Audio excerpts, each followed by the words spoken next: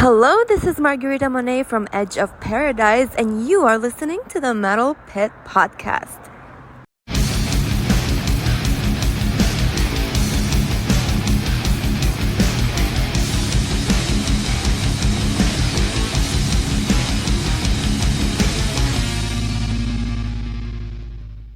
Welcome to the Metal Pit Podcast, where we delve deep into the albums and bands that shaped metal.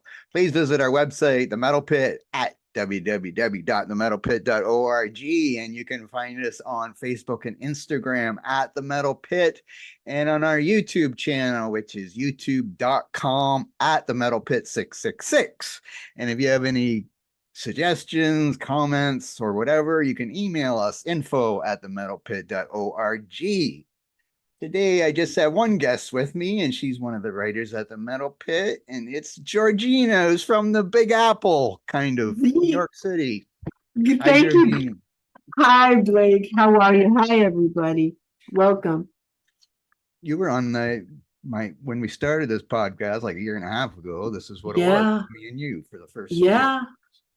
Yep, it was just us two, just the two of us. We didn't know what we were doing on the first one, but it's still available. Master of Puppets we did, but it was only like 20 minutes long. So I loved it. I had a great time. But now we know what we're doing. Well, maybe kind of. Okay.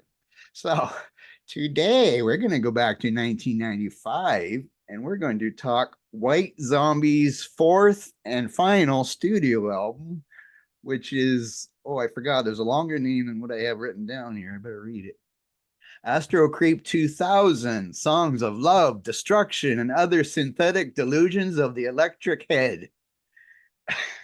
What a mouthful. Astro Creep 2000 for a short form. It's got to be one of the longest album titles I've ever seen. Yeah. Okay, so now they only had 4 studio albums, and then they broke up, and then Rob Zombie went on his own, and I'm not sure, I forgot to look up to see how many solo albums he did. I think he probably did around 4 or 5, maybe 6, I'm not sure. And of course, he went on to direct some movies too, which I'll get to in a second. But first, their third album, La Sexorcisto, Devil Music Volume 1, which is also a long album title, was a breakout album with great tracks like Black Sunshine and Thunder Kiss 65 that put them on the map, I guess. But we're going to focus on Astro Creep 2000, which was released April 11, 1995 on Geffen Records. The album proved to be their most commercially successful recording, peaking at number 6 on the Billboard Top 200 with the aid of popular hit singles like More Human Than Human, Supercharger Heaven. And it is the first album to feature John Tempesta on drums, who of course was in Testament and Exodus as well, and Rob Zombie solo band. And the rest of the band is Rob Zombie vocals, Jay Junger guitars, I hope I'm saying that right, and Sean, I don't know how to say her name, Weisselt. Okay, and that was Rob Zombie's, they were boyfriend and girlfriend for a while, and that's how the band got started. Let's see. Now, do you remember when you first heard of White Zombie, or maybe Rob Zombie, if you happen to hear that first? Yeah, no, I remember hearing the La Sexorcisto album when that first came out back in 92. And I was just kind of, what on earth is this? I thought it was so cool. Thunder Kiss 65, I play it to this day, and I'm still kind of bopping around. Black Sunshine, I Am Legend, Knuckle Duster. I mean, that was like really an amazing, a great album. I loved it. And I just heard this, I think I picked it up at Woolworth or someplace locally in Astoria, Queens. And I just played this album to death. And then it got so much airplay on the radio. This was just kind of like, I loved the album art. I thought it was like psychedelic and cool. And I was like, look, this guy's got dreadlocks and she's, the bassist is gorgeous. I want to be just like her.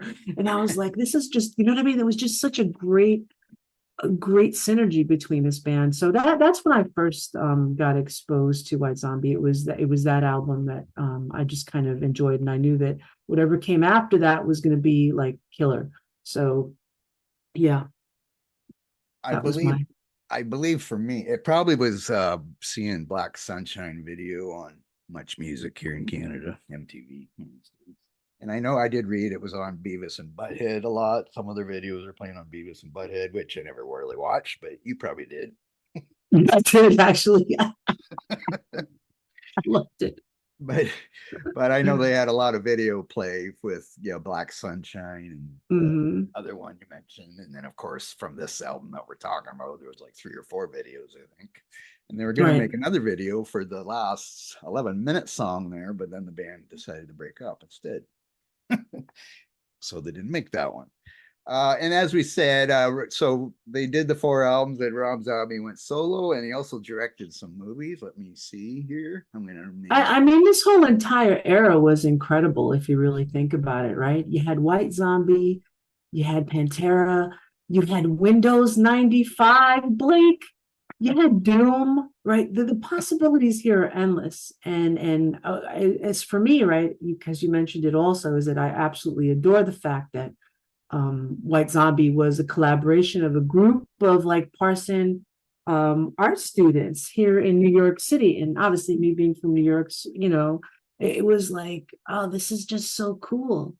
And it just kind of inspired this like really cool, eerie sci-fi and horror inspired visuals, combined with this intense sound and developed like this fan base with me included in it. You know, I just had to give you my 2 cents there because I think Astro Creep 2000, it remains as an essential album in the industrial metal genre. And it kind of Yes. right? And it showcases White Zombie's ability to kind of create this aggressive and unforgettable music. I mean, I listen to this day, and I hear it all over the radio to this day. And it's easily one of my personal favorite metal albums of all time. And it's unique, it's fresh, even after all these years. And honestly, there's nothing out there quite like it. I mean, to this level. And it's incredibly ahead of its time, and it's just a great album. I'm so glad you invited me to chat about it. And what was I gonna say? Oh yeah, and we see a lot of horror. We'll be talking about it in the songs. You can tell he likes horror movies as we get Mm-hmm. stuff from horror movies, old movies.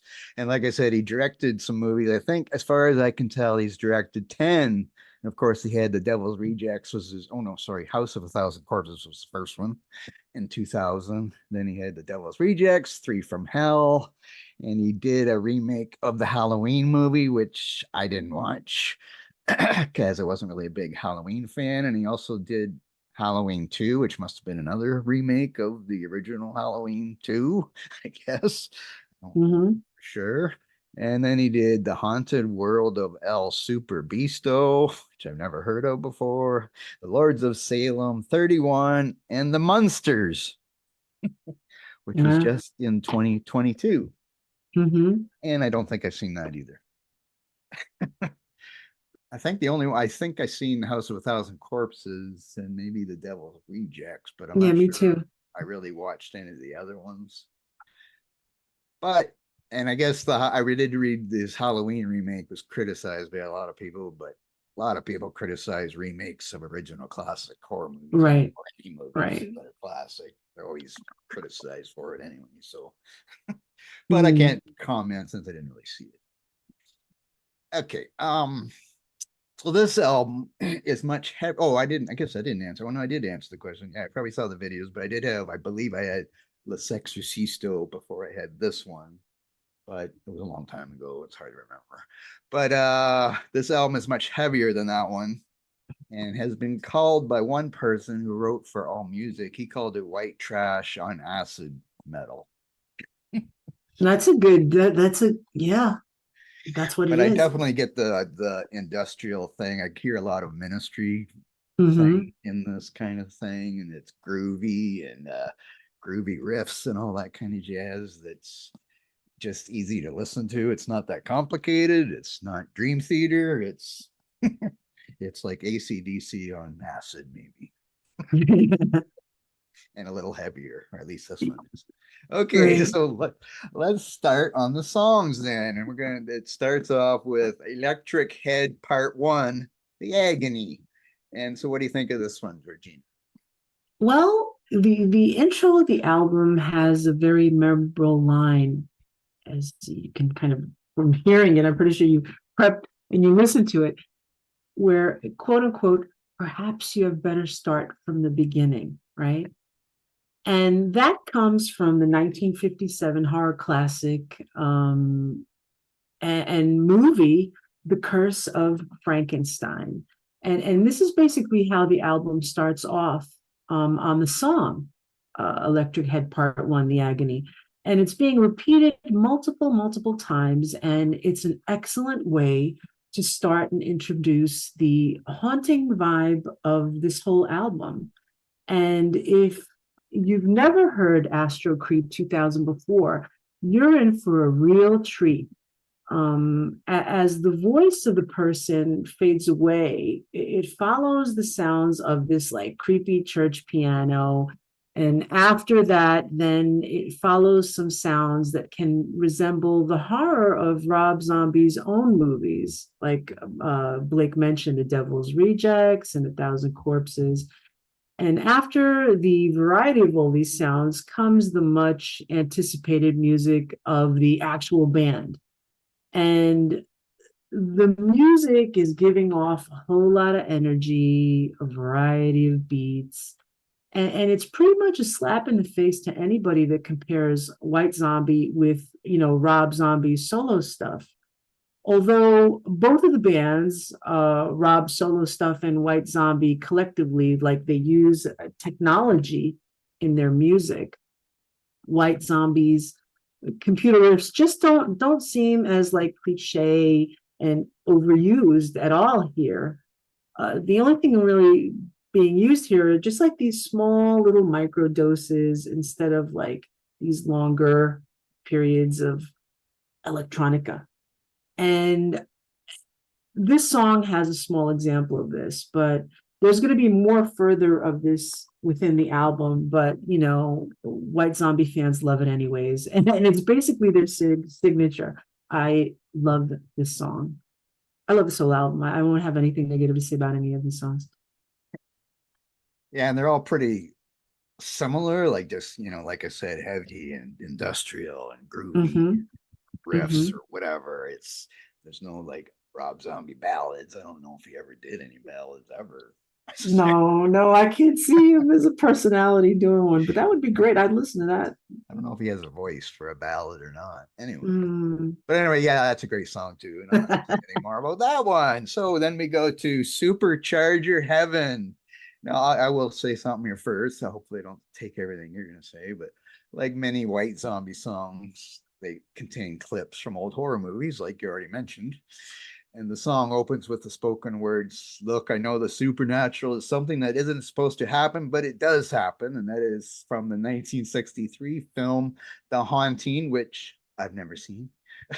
It's obviously a black and white film. And it also features some stuff from a Hammer film called The Devil a Daughter. It's some Mm-hmm. Latin, I guess, in here. Mm-hmm. I'm not gonna read that because I don't read Latin.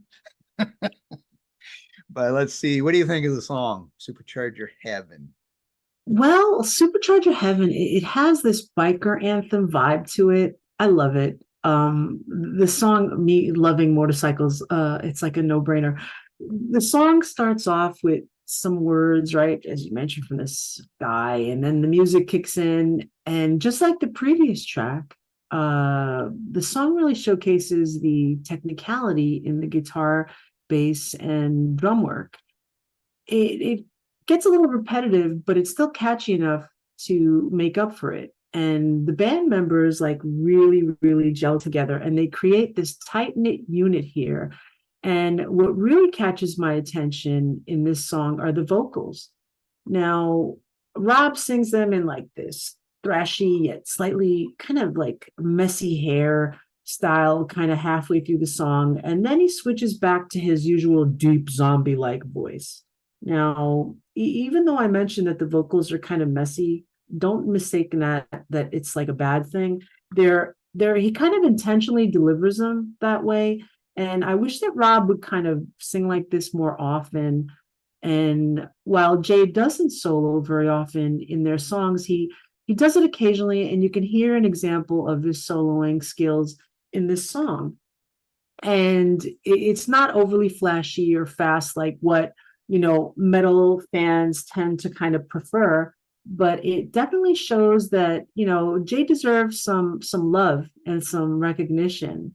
And this track was it's a personal favorite of mine because it not only locked into like a groove that foreshadowed my love for like this, I don't know what to call it, like boogie metal, like I hear it also in like bands like Sepultura and Gojira, but it also had like the most straightforward evil chorus out of the whole damn album, where you could hear Rob barking, devil man calling, during the hook, and then devil man running in my head. Yeah, I didn't realize until much later that, the mention of Satan was kind of meant to be cheeky in this song. And I know that, Zombie doesn't actually worship Beelzebub, but, people listening to this, like, I believe it caused like a panic amongst, parents all over the world who knew their kids were listening to this. And that kind of reaction, I believe, became even more prominent when I think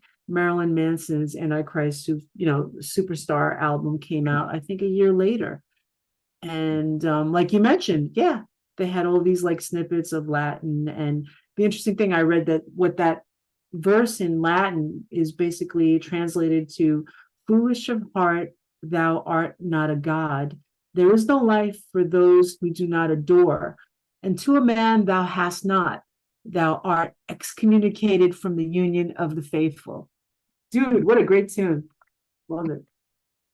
And also there's a line from there's lyrics in the song called Bury Me an Angel, God, I Need Some Inspiration, which is a reference to the 1971 film Bury Me an Angel, which is also the name of an Arch Enemy song. So they were probably inspired by that movie too. Yeah.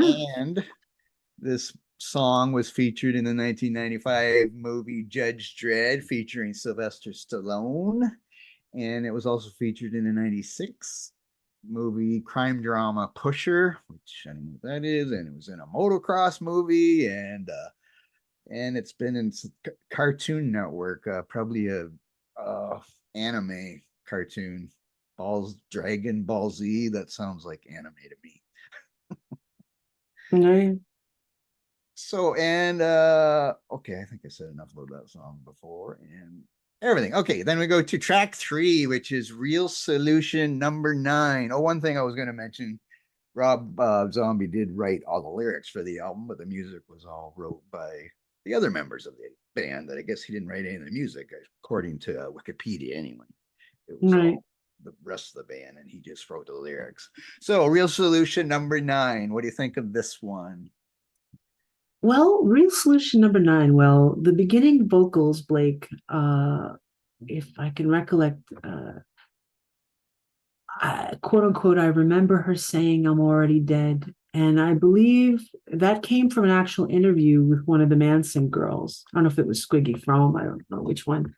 But first time I heard the start of this track, it kind of gave me chills because it sounds like an old tape recording, like this is real. And it makes it totally believable because it's actually true to life and real news. And the track is one of the most explosive ones on the album. And a little bit right after that, eerie quote, the guitar and the bass explode into like this powerful breakdown, and it's setting the perfect vibe for the whole song. And once again, Rob surprises us with his vocals, and he delivers what we like never have heard from him before. And his vocals are kind of hard to decipher. I was like, what did he say? almost as if they're coming from like this voice box, but it's catchy. I tried to do a little voice box there, but yet it's creepy. And if you're not a fan of vocals that are difficult to understand, then this song is not your cup of tea for sure. But however, for many, including myself, this song is definitely a standout. And I believe that there's some lyrics that are thrown in there, saying who will survive and what will be left of them, referring to the tagline of the original Texas Chainsaw Massacre. So there's a lot of very intelligent encryption in these songs. Really, really, Rob is a master at this. And that's what I got about Real Solution number 9. Great song. Now I find this is I have wrote down it's another very industrial like track, but I guess they're all industrial like to me. Mm-hmm. But I find his vocals are a little weird in this song. Sometimes it's not like some of the other songs where it's even harder to understand what he's doing. Yeah. But that's Rob Zombie. And also, if this is true, I'm kind of quoting what I read somewhere, but the Real Solution number 9 is a play on the Beatles song Revolution number 9, which I believe is from the White Album, which is the album that Charles Manson got many ideas and theories, like, Helter Skelter. Right. Oh, so if that's true, I read that and made a note of it. So say if that's wrong or not. Then we go to track number 4, which is Creature of the Wheel. What do you think of this one? Creature of the Wheel. I love it. I mean, there's really not much that I could say that's negative. I mean, I hate to say that I don't have as much to say about this than I do everything else, but well, I have some stuff, so you do? Go ahead, give me what you got. Okay, give me first what you of all, got. I think this song's a little slower than the rest of the album, but it's definitely a chugging, heavy one. But this song includes sound bites from the movie The Omega Man, which starred Charlton Heston, for all you old people like me that would remember Charlton Heston, as he was the lone survivor of the human race in this movie. But there was a cult of vampire zombies called the Family, and they refer to Heston as the creature of the wheel because he represents the modern man. And the movie is based on the book I Am Legend, which also coincides with another white zombie song of the same name. Is that on this album? I forget. And we'll get to that. And this song basically sums up the views of the cult of the Family in the movie The Omega Man. So we got some Charlton Heston, who, well, is a famous actor, for, like I said, for people that are my age. But anyway, it's a great song too, but it's probably not one of my favorites on the album, but it's still a good one. Then we go to Electric Head Part 2, The Ecstasy, and it's kind of weird to have a song with the same name, like Electric Head again, but anyway, so this is another favorite one, but again, it's not too complicated. It's just, bang your head or dancing if you get into his kind of dancey kind of stuff like Ministry also used to do. So what do you think of Electric Head Part 2? Well, I think what's interesting is that part 1 is the agony and this is the ecstasy. So I always wondered in my head, right, the reference, if it had anything to do with him comparing himself to the biographical story, I believe it was from 1965, The Agony and the Ecstasy, which is basically Michelangelo's troubles while painting the Sistine Chapel and the urging of Pope Julius II. So I always kind of wondered. I was like, he's got this one agony and this one ecstasy. Maybe, you never know with this guy. And this piece stands distinct from its counterpart from the agony for me, but it's skillfully executed and it basically lives up to its title. The track kind of commences with this unfamiliar voice uttering the phrase, and I just said, "Up yours, baby." And from what I read, it was later revealed that this line was borrowed from Shaq. And yeah, And despite its kind of cheesy introduction, the song doesn't disappoint. The guitar work is catchy.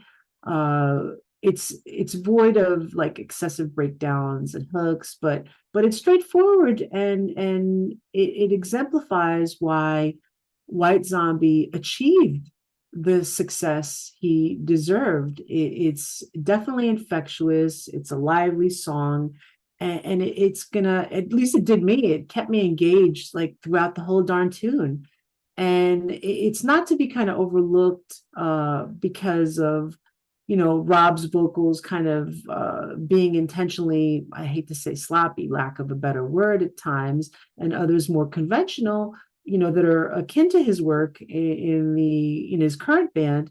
That any Rob Zombie, solo enthusiast out there is going to be seeing that, there's this familiar pattern of vocal styling, from here to there.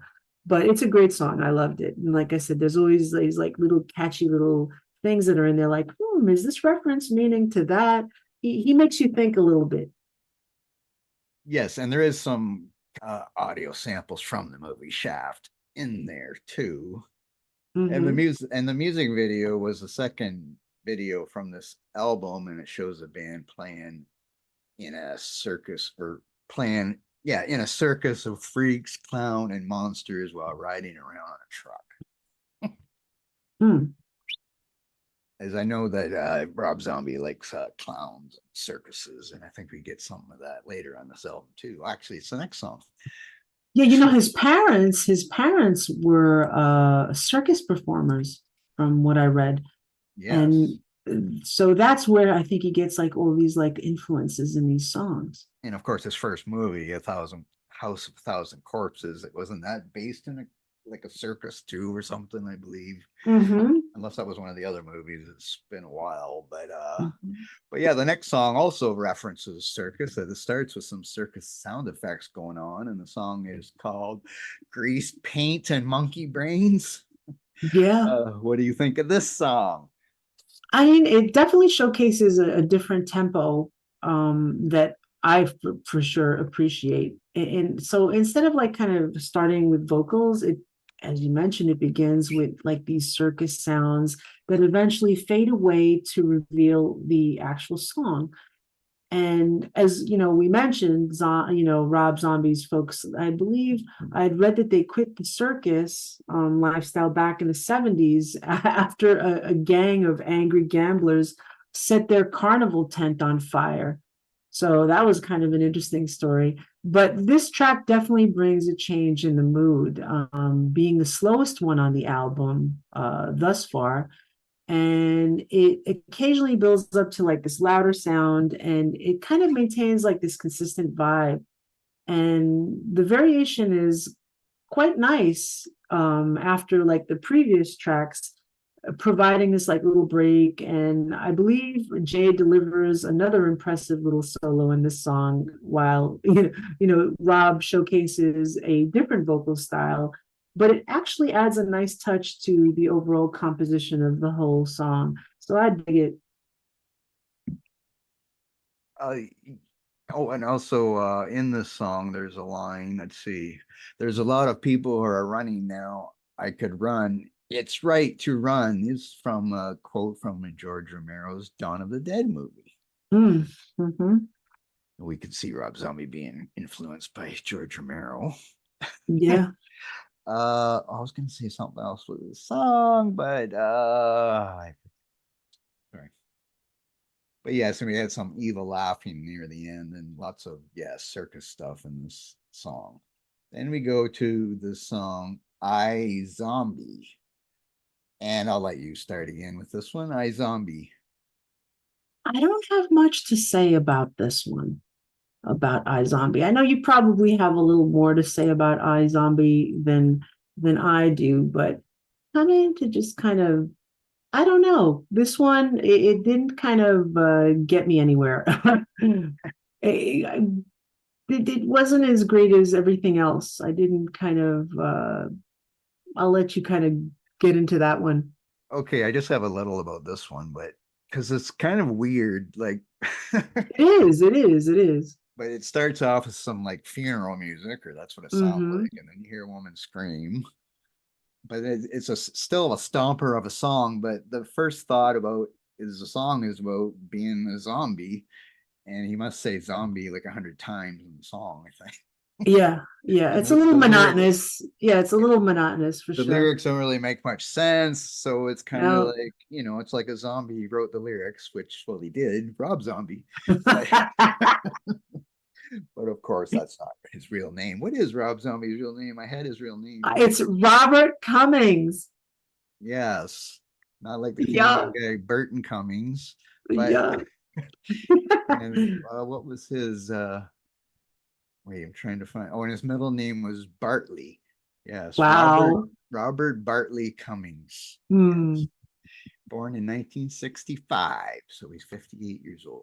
Anyway, Yeah, but anyway, still a good song, that one. It's just a little weird, but yeah. it's one of the shorter ones on the album too. Definitely, Anyway, definitely. then we go to, I think this is probably their most popular, or at least most popular White Zombie song, I would think, is More Human Than Human. What do you think?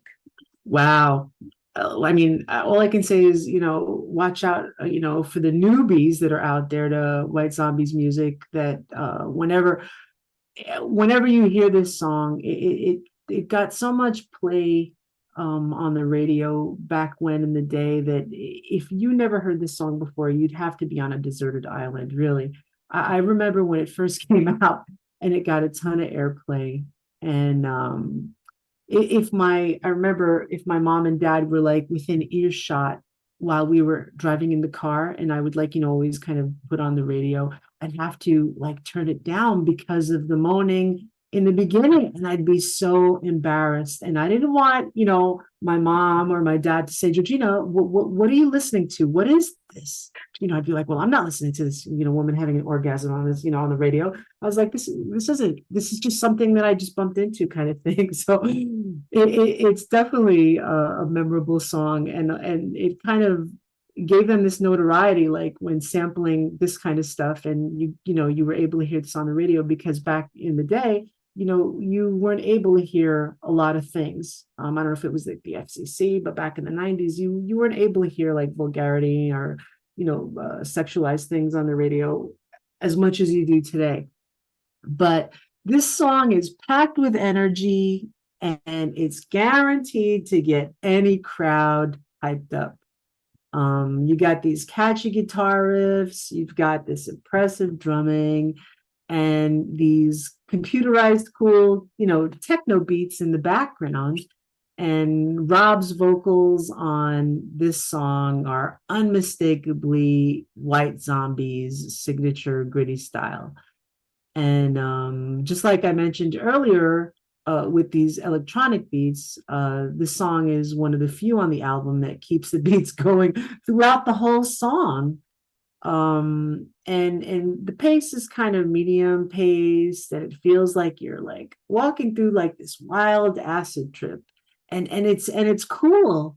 And I have to give a shout out to well, I tried to kind of dilly dally with the bass guitar myself over the years, and the fact that Sean is a female as well, and she's basically the unsung hero of Astro Creep, and she keeps all 11 tracks in the pocket, uh, and she just shines on this song. She really, really does. It's a great song. Definitely a great song. It never gets old. I could hear this like right after this podcast and just kind of bop in the same groove. Never gets old.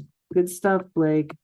She was probably, outside of bands that were all female, she's probably one of the first musician in a male band, like female musician in a male Yes. band on heavy metal Yes. music, of Yes. course.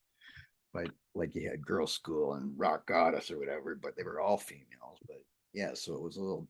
Now you have a lot of female singers, mostly leading bands. You don't usually have just the bass player as your female in the band. So she was probably one of the first, if not the first, that one who did that. And I will mention the moaning since we all like to talk about that. But the the moaning in the intro to the song that you mentioned was sampled from a post-apocalyptic porn movie called Mm. Cafe Flesh. Now I don't think I've ever seen that one. Not that I've ever watched porn movies before, but yes. Anyway, and then some of this movie is adapted from the film Blade Runner, I guess, which again, another movie I've never seen. So I'm just reading what Oh I my God, you're researched. missing out, Blake. That's like the like the coolest cult film ever. You gotta watch it. You gotta take a look at that. Okay, but yeah, I've never seen. And we did get a lot of there's a lot of slide guitar in the song, which is probably the only song that they put that in there. And I was just usually when I listen to like you mentioned about there's not many guitar solos on here, and that's one thing. I usually don't like groups that don't have guitar solos. Like I always like guitar solos. But as I researched for this is the first time I've even seen the guy's name that plays the guitar.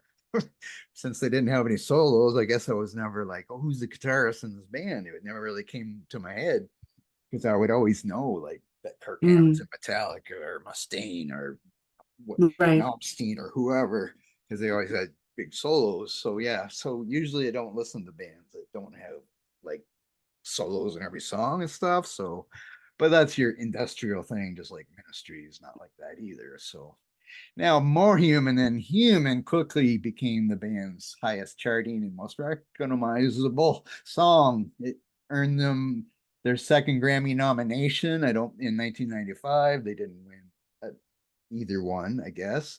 And the song was named the 68th best hard rock song of all time by VH1. I'm not sure what year that was, if that means ever. I don't know when. I didn't get the information on that. Okay, but anyway, yes, that's a very popular song, and I'm sure it'll be on our top 10 list as well. I haven't even told. Never mind, we'll get to that. Now we get to another Yes. a long ass song title here, if I can get this right. El Fantasmo and the Chicken Run Blastorama. Yeah, that's a mouthful, no doubt Okay, about it. so what's the song about, Georgina? Well, let me kind of build up to that. I'm not too sure. I'm not too sure. But in this song, there's like this rawness to his voice, and this song kind of grabbed my attention right away with its energy and these dark lyrics, and there it brings out kind of like a feeling of rebellion and darkness, which is typical of White Zombie's style. And we need to break down a little bit of the meaning behind some of the key lines.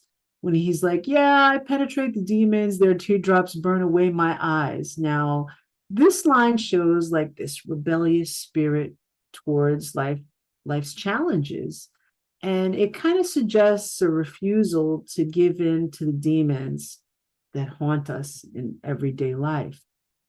And then I'm going to quote more where he says, the new world gone slay the devil. Can you show me a better way to die? And here, the lyrics kind of explore the idea of kind of finding a better way to live in a chaotic and dark world. Is that possible? I don't know. It questions if death is, the only escape from this suffering, of life.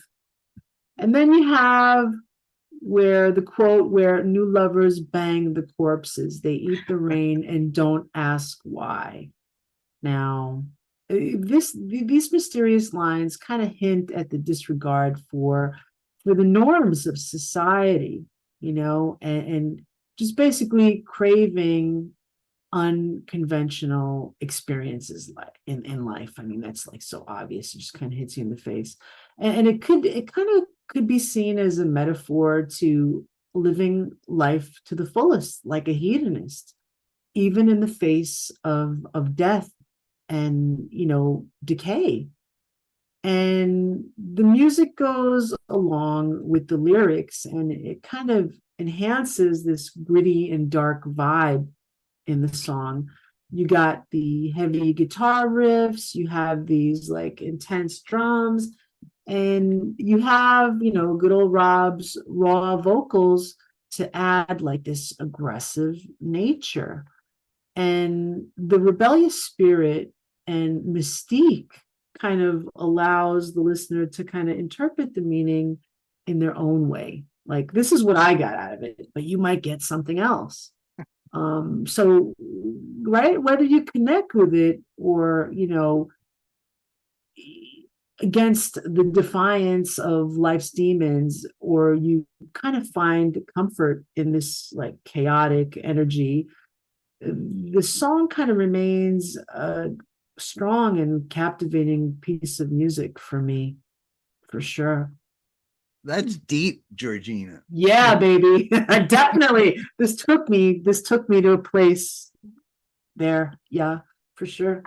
Okay, see, because I was gonna say the song is about it's the rise of chickens evolving, and I like and they yours is better. Yours is easier on and they the they gather to kill everyone that has ever eaten a chicken before. Because the last two lines of the songs, "I am a plague in an 18-wheeler. Get behind the yes, wheel. I'm gonna drive." a roadkill. Like, I Bam. guess that's a chicken that knows how to drive an 18-wheeler. But you're probably right. It's probably your thing. I don't know. Maybe yes, maybe no. Oh, it also says then the death bird ride. So that, I don't know. Might be about chickens. Mm-hmm. Anyway. Okay, Cluck, then cluck. we go to Blur the Technicolor. He has some weird song titles, I'm telling you. Okay, so what do you think of Blur the Technicolor? Blur the Technicolor. Well, you have the psychedelic beat that, pretty much kicks things off in the song. And you've got the beat of good old John Tempest on the drums, kind of leading the way here.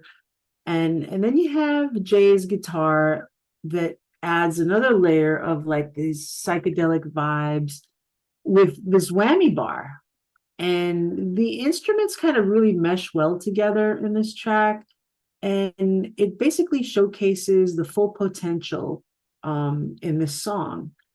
And it's kind of clear that they're flexing their like musicality here, like their little music muscles are kind of getting some flex here, and it kind of provides to the fan base that they're not just about like these little power chords, and they can mix it up here too. They can do other things. So the musicianship is kind of top notch for me, at least on this one, and the rhythm is pretty solid throughout. And Rob's vocals are always on point, and his style, and they're flawlessly delivered here. And if you're a fan of clear, understandable like vocals, you'll definitely appreciate this track. And it's slick, smooth, and the sound is groovy. Dig it. Yes. Oh yeah. And now I don't know. Some people say this song's about sex because Is it? I don't Oh, know. Well, that's what just because there's that you take things two ways, right? mm-hmm. He's always swearing in these songs, of course, throwing the F word out there, which I try to avoid. But I'm not going to say anything You take it easy there. Simmer down, Blake. Well, there is one line I like, "Mouth of a demon angel." I'm not sure. Sometimes people say that about you, Jordan. Oh yeah. Oh well. That's from It happens. your New York. Your New York. Okay. Okay, then we go to the last track of the album, "Blood, Milk, and Sky," and this clocks in at 11 minutes and 21 seconds, which is odd for Rob Zombie or White Zombie to have a song this long. What do you think of this one? I like this Finish track. the album. Yeah, I mean, last but not least, right? Yep, like you said, it's the ending track. And the hardest riffs are coming out of this track. And the bass is best heard off of this track too as well, better than the rest. And it kind of stands out in front of all the guitars as well. I just wish the drums would have standed out a little bit more. but it still makes out to be a great song. And Rob's vocals, again, they're mellow and resting in this track. Kind of like the Grease Paint and Monkey Brains a bit. And the track isn't based on its catchiness. That's definitely sure. It's kind of like a farewell song, and it's kind of like a really enlightening track. And there's nothing in here to try to scare the bejesus out of you for once. There's nothing spooky in here. It's just a really cool tune. I dig it. Good stuff. Now, I read again, this is somebody's opinion, and I'm going to say it and see what you think, but they think that Blood, Milk, and Sky represents the USA with the red, white, and blue. That's an interesting analogy. Blood being red, milk white, sky blue. Wow. So maybe it's a political song, but he doesn't get into much of that. It's just, his lyrics sometimes don't make sense. But and I love long songs. Now it might be a little bit much for a group like this to have an 11-minute song. So right. They're pretty repetitive and stuff overall, but still a good song. And this is the song they were going to make a video from. I'm not sure they were going to make an 11-minute video, so I'm not really sure what happened. But anyway, they broke up before they did that. It was probably just going to be a short movie, and then that's what he went on to do, was make movies. Anyway, so that's the album. Now we're going to rate it out of 10. What do you give it out of 10, Georgina? Hold on, you forgot that hidden track. What? The sidewalk, there's that hidden track that's on the album. The sidewalk ends where the bug parade begins. It's like that cool little instrumental. And if you it's basically, if you listen closely towards the end, it's at the end of the song. Yeah, just as the song begins to fade, you can hear Rob Zombie saying, "Yeah." He says it a few times on the CD, and then it fades away, and that's it. But anyway, yes, yeah. I probably didn't, when I re-listened to this, I probably didn't play the whole song, so and I don't even know if if you sneeze, you'll miss it. If you sneeze, you'll miss it. But it's there. Okay, so now let's rate the album out of 10. You first. 9.5. I almost gave this a perfect score, but I don't want everyone to think I'm overdoing it. But this gets a 9.5 for me. I love White Zombie. Love White Zombie. I'm going to give it a 9 out of 10. It is my favorite White Zombie, Rob Zombie, whatever album. I can't really say, if I ever go back to listen to one of his albums, it's this one, or one of the ones he's on. It's this one. I mean, Hellbilly Deluxe is a pretty good one by himself, the solo album, but yeah, this one is my favorite of all his albums that he was a part of. And I usually ask my guests if they've seen them live, but I already know that neither one of us has seen Rob Zombie or White Zombie live, so we can't really comment on anything like that. I'm sure he puts on a good show, and with lots of, I don't know, girls, his wife now dancing. Yeah. Yeah. And I guess you say he's on tour. Is he on tour this year or something? He is. He is on tour. With Alice Cooper, isn't it? Mm-hmm. Yep. That should be really cool. I was actually recorded a song with Alice Cooper way back, even I think on maybe the first White Zombie album. I read that, but I'm not going to go look for it. But so if you want to look for it, it's on there somewhere that he recorded a song with Alice Cooper for White Zombie, though, I believe.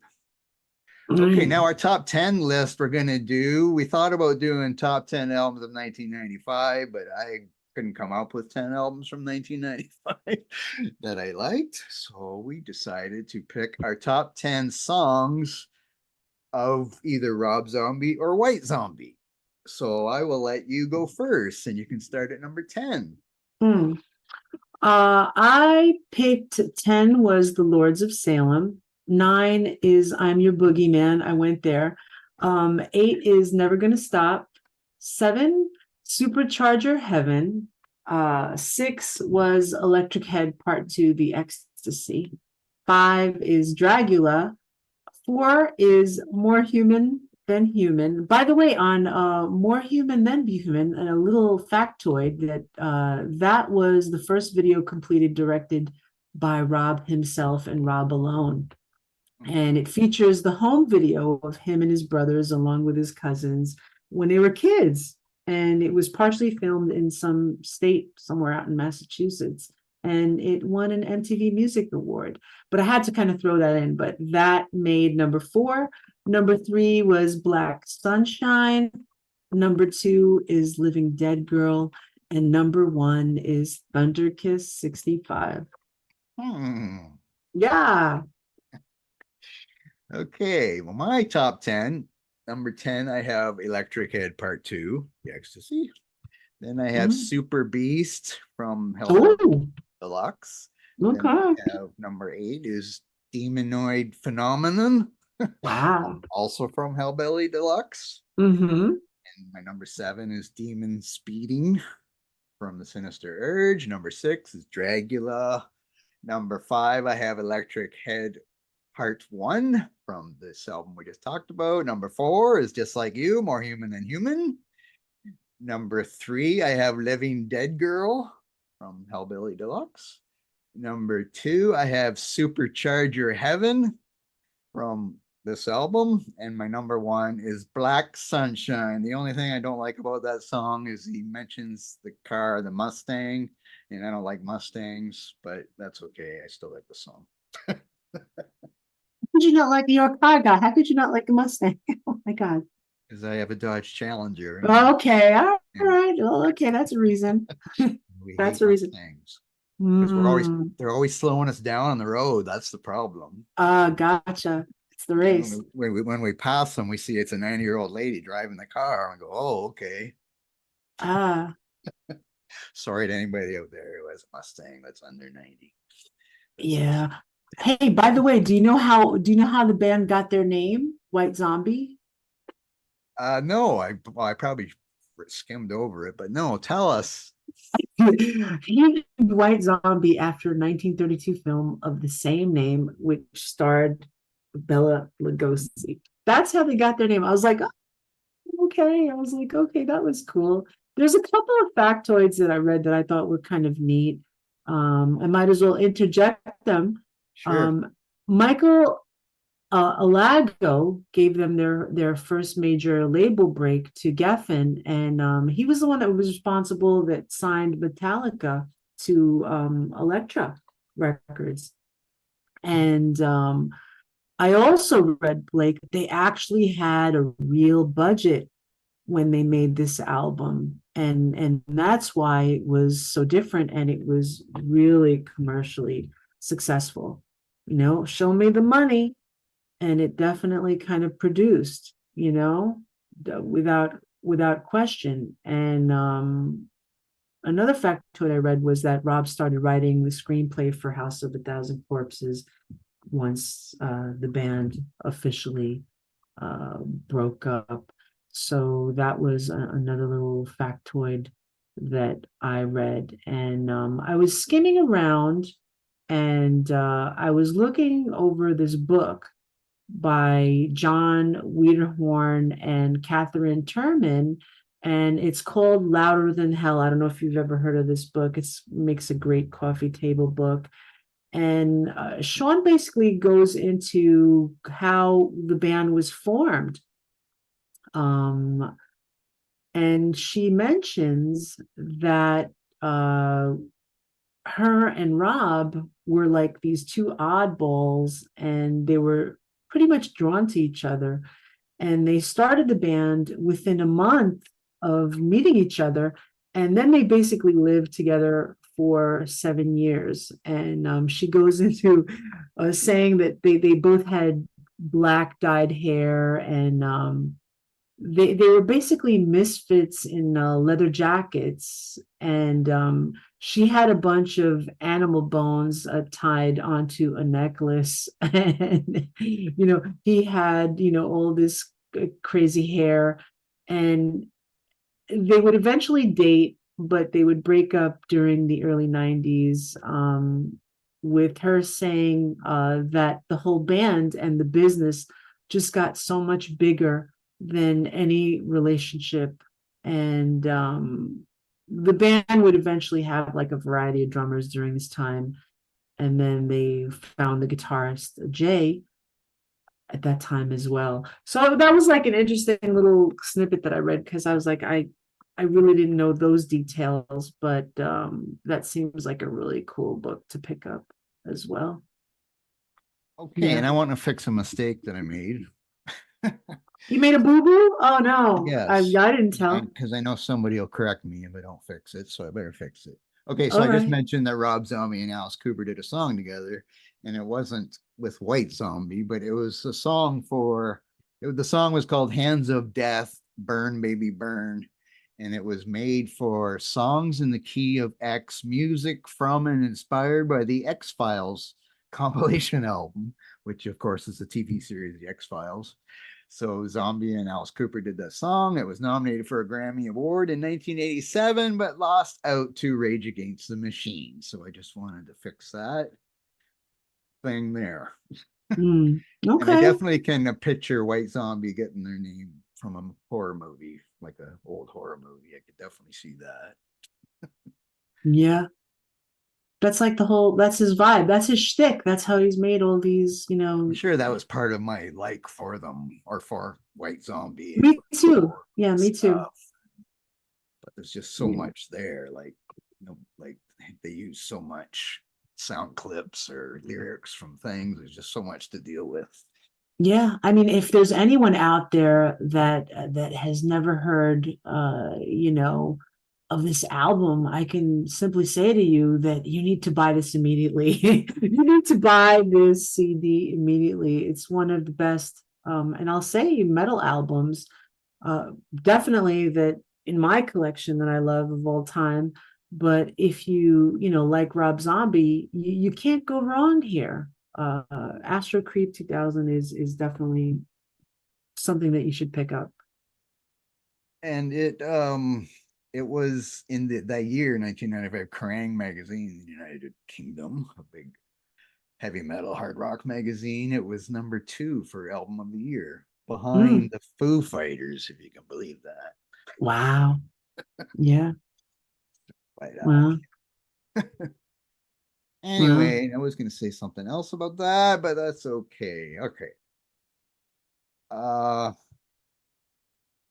The so album got nominated for a Grammy Award for Best Engineered Album, and the band's biggest hit, More Human Than Human, I just got tongue-tied, was nominated for a Grammy Award for Best Metal Performance in 1996. I didn't know that. Did you mention that before, Blake? I'm sorry if you I did. might have mentioned it. I Hmm. forget. I think I did, but I don't Yeah, know. I don't know who won that award that year. right. That's some pretty cool stuff. Okay. Oh yeah, I was gonna. That's what I was gonna mention. That like this, they only had 4 studio albums, so they really usually a band doesn't break up after their most successful album. Right. So it's kind of weird that, but they had inner turmoil as you're kind of mentioning it, and then he went on to his solo stuff, which kind of went on the same kind of path for a while until I think only probably the first 2 solo albums were similar, but then he kind of went, he liked his kind of dancey kind of stuff, industrial dancey kind of stuff too, which they did one with White Zombie too, where they had some, I don't have the title of that album, but it wasn't really a studio album. It was remakes of songs with the dance kind of stuff to it, which isn't my thing. But anyway, so yes, that was a good chat. Thank you, Georgina, for joining me. And this Oh is my God, Blake, you're so welcome. But I mean, these, definitely mainstream, love White Zombie, definitely have more like imaginative approach to like, lyrics and music, but there's nothing lacking here for sure. You're very welcome. It was my pleasure. And I mean, I love White Zombie. So this was just kind of like, oh, yay, I get to talk about Rob and everybody else. This is This is cool. definitely an album to check out if you've never heard of White Zombie or if you never heard of Rob Zombie. I think it's definitely an album, especially if you like we said Ministry and industrial metal and groove Yeah. stuff like that. It's great.